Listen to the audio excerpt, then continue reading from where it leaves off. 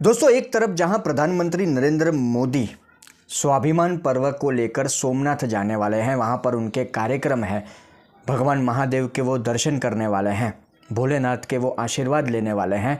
वहीं दूसरी तरफ जवाहरलाल नेहरू को लेकर कुछ बातें जो सामने आती है कि किस तरह की उनकी हिंदुओं को लेकर विचारधारा थी। हिंदुओं से वो एक तरह से कितनी नफ़रत करते थे, घृणा भरी पड़ी थी हिंदुओं को लेकर।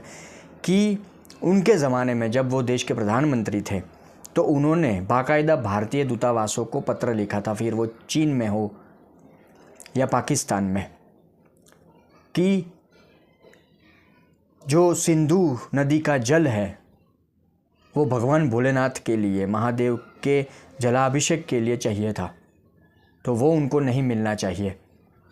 यहाँ तक कि विदेश मंत्रालय को भी पंडित नेहरू ने ये साफ तौर पर सूचना दी थी कि देश में कहीं से भी पवित्र नदी का पानी मांगने का अनुरोध आए अगर सोमनाथ ट्रस्ट की तरफ से, तो इसके ऊपर ध्यान विचार नहीं करना है, नहीं देना है पानी। और यहाँ तक कि किसी भी तरह की सहायता, पानी को छोड़िए, किसी भी तरह की सहायता, फिर वो पैसों से भी क्यों ना हो, वो सोमनाथ ट्रस्ट को या सोमनाथ मंदिर को नहीं देनी है। इसके अलावा भी बहुत सारी बातें हैं।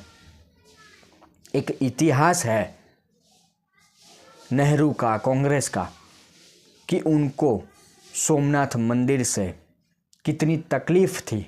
सोमनाथ मंदिर का एक तरह से उन्होंने बॉयकॉट किया था, सोमनाथ मंदिर से उन्होंने एक तरह से कहा जाए दूरी बनाई थी।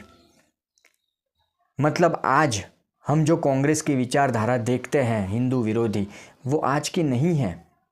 जो जानकार है, जो समझदार है, वो तो अच्छी तरह जानते हैं नेहरू के कारनामे, नेहरू की सोच, नेहरू की विचारधारा।